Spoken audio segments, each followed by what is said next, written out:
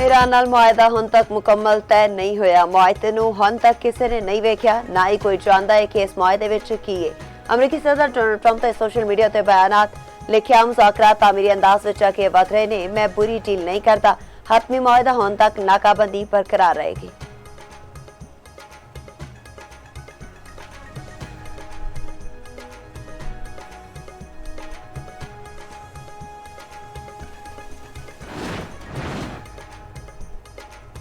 Iran अमरीका मुआहदे ते सुलह उत्ते इतफाक कर चुके। अमरीकी मीडिया के मुताबिक अमरीका समझदा है कि मुश्तबा खमनई खतोखाल की मंजूरी दे चुके ने। दूजे पासे व्हाइट हाउस के अहदेदार का आखना है कि जंगबंदी का मुआहदा फौरी होने का इम्कान नहीं। मुआहदे की मंजूरी विच कई दिहाड़े लग सकते हैं।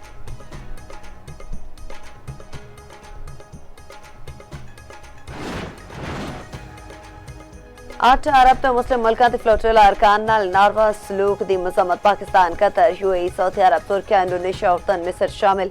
एलामे में आख्या गया है कि इसराइली वज़ीर दा रवैया ज़िल्लत आमेज़ ते नाकाबिल कबूल है।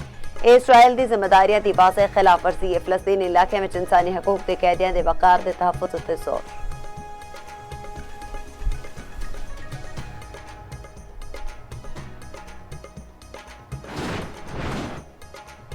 मनासिक हज का आगाज हो गया। आज़मीन दे काफिले मना पड़ना शुरू।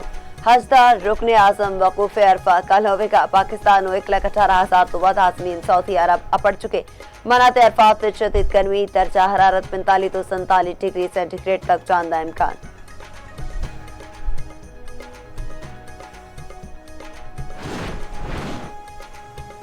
शकरगढ़ में Chaupal floodlight tennis ball cricket tournament के सनसनीखेज मुकाबले जारी। दूजे दिन दे खेड विच 6 टीमां ने हिस्सा लिया। दिलचस्प सनसनीखेज मुकाबले शायकीन क्रिकेट की तवज्जो का मरकज बने रहे।